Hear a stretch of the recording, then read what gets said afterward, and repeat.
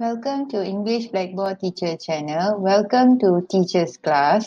Today we are going to see something different. We're going to learn about connectors and cohesive devices.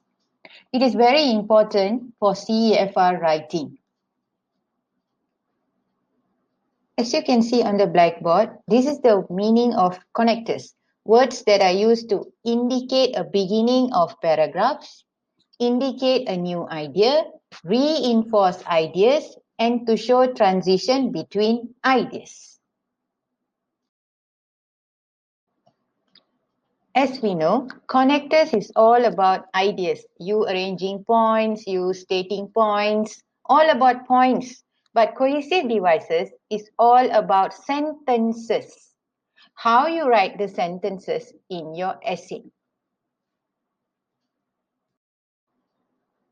As you can see on the blackboard, this is when you use connectors in your writing.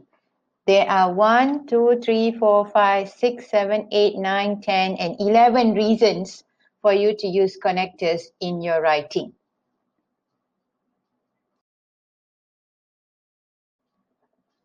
As you can see on the blackboard, this is when you use cohesive devices in your writing. It is used between sentences, it is used to join sentences, and it is used to show transition in sentences, as in the relationship between your idea, your elaboration, and your example, how they are connected. The examples for connectors, you can click the link shared in the description box. The examples are divided according to the reasons why you use the connectors. We will emphasize more on cohesive devices.